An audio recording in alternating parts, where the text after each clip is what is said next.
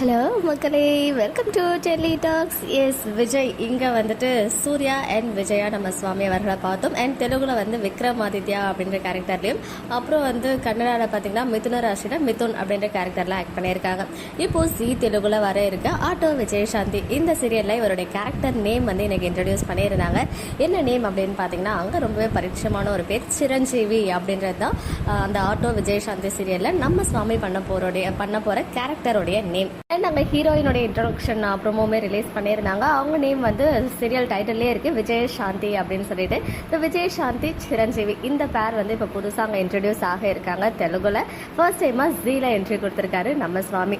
So அது ரிலேட்டடாக கொஞ்ச நேரத்துக்கு முன்னாடி ஒரு வீடியோ வந்து சேனலே ஷேர் பண்ணியிருந்தாங்க. அந்த காஸ்டியூமில் தான் ரொம்பவே ஹேண்ட்ஸமாக இருக்காங்க. இது வரைக்கும் அவங்க பண்ண எல்லா சீரியல்ஸ்லுமே அவங்களுக்கு அப்படின்னு சொல்லிட்டு ஒரு என்ன சொல்கிறது, ஒரு ரெகக்னிஷன் எப்போவுமே இருந்துட்டு இருக்கும். பிகாஸ் அவங்க பண்ணுற ரோல்ஸ், அதுக்கு அவங்க கொடுக்குற அந்த டிஃப்ரென்ஸ் இருக்கும் இல்லையா. இங்கே வந்து நம்ம பார்த்தா அந்த ரோல், அந்த பிக்சரை பார்க்கும்போதே அது என்ன சீரியலுடைய பிக்சர் அப்படின்றத கண்டுபிடிக்க முடியும். ஸோ அந்த அளவுக்கு ஒரு டிஃப்ரென்ஸ் வந்து அவங்க ஒவ்வொரு சீரியல்ஸ்க்கும், ஒவ்வொரு லாங்குவேஜ் சீரியல்ஸ்க்குமே அவங்க காமிச்சிட்டு இருக்காங்க.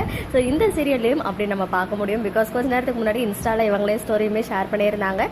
இந்த லுக்கில் இப்படி ஒரு பிக்சர் சொல்லிட்டு, இப்போ இங்கே வந்து பார்த்தீங்கன்னா கொஞ்சம் டிஃப்ரென்ஸ் நம்மளாலுமே ஃபைன் பண்ண முடியுது நம்ம விஜய்க்கும் சிரஞ்சீவிக்கும். இன்னும் டேட் அண்ட் டைம் வந்து அஃபிஷியலாக அனௌன்ஸ் பண்ணலை. பட் ப்ரொமோஷன் மட்டும் பண்ணிக்கிட்டே இருக்காங்க நியூ லீட்ஸை வச்சு. சூன் வந்து எக்ஸ்பெக்ட் பண்ணலாம். கண்டிப்பாக ப்ரைம் டைமாக தான் இருக்கும், அதில் எந்த ஒரு டவுட்டுமே வேண்டாம். ஸோ என்ன டைம் அப்படின்றது அனௌன்ஸ் பண்ணால் நமக்கு தெரியும். ஒருவேளை அங்கேயும் 7:30க்கு லான்ச் பண்ணாங்கன்னா ஃபேன்ஸ்க்கு வந்து ஒரு பெரிய போராட்டமாக இருக்கும், எதை பார்க்கறது அப்படின்னு சொல்லிட்டு.